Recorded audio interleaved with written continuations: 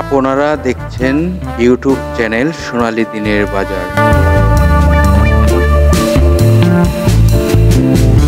এই সতর্ক বাণীটি অবশ্যই দেখুন। আসসালামু আলাইকুম সম্মানিত বিনিয়োগকারী ভাই ও বোনেরা, আশা করি আপনারা কেমন ভালো আছেন তা আমি আজকে বোঝাতে পারবো না। তো আজকের ভিডিওর শিরোনামটি আপনারা দেখতেই পেরেছেন। টপিকটি এত দুর্ভোগ বিনিয়োগকারীদের ভাগ্যে। আসলে কি যে বলবো, আজকে ভিডিও নিয়ে কি আলোচনা করব আমি আসলে আপনাদেরকে বোঝাতেই পারবো না। এই যে একটি অবস্থা তৈরি হলো, সেই অবস্থানটি কেন হচ্ছে? আসলে আমাদের কি কেউ দেখার রয়েছে না? আমাদেরকে কি কেউ ফলো করে না? আমাদের যে নিয়ন্ত্রণ সংস্থা রয়েছে তারা কি আমাদের প্রতি সহায় হবে না? কেন আজ এই অবস্থা হচ্ছে? এইভাবে যদি দিন দিন প্রতিটি বিনিয়োগকারীর পুঁজি এইভাবে কমতেই থাকে তাহলে তারা কোথায় যাবে?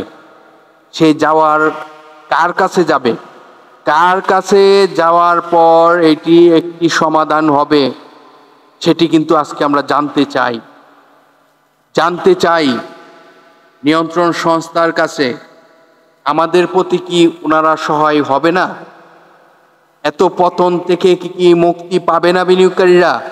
তো চলুন আজকে সে বিষয়গুলো আমরা একে একে দেখতে থাকি, শুনতে থাকি এবং ভিডিওটি শেয়ার করে অন্যদেরকে সচেতন করার চেষ্টা করি।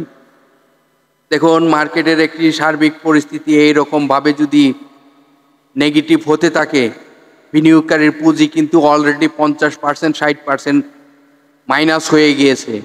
এই মাইনাস কিভাবে তার ডেভেলপ হবে কেউ কিন্তু বলে দিবে না।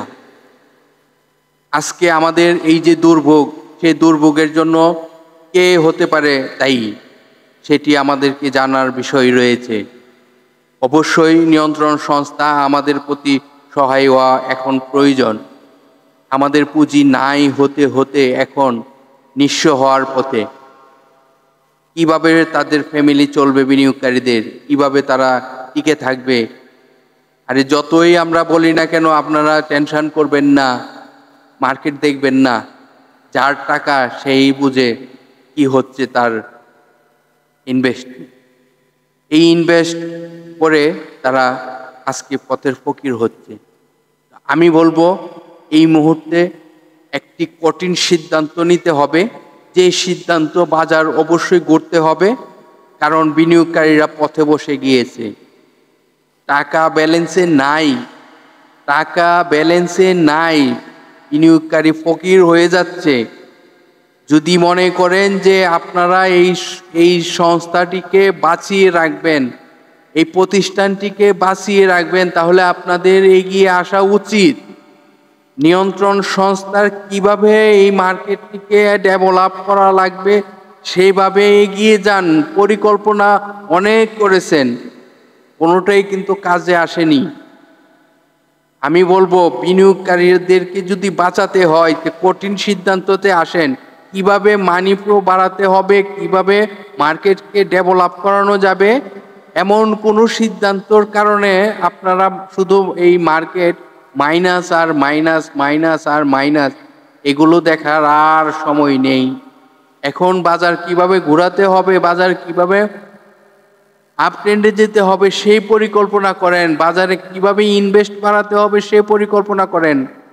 আমি নিয়ন্ত্রণ সংস্থার প্রতি অনুরোধ জানাচ্ছি, বিনিয়োগকারীদেরকে বাঁচান।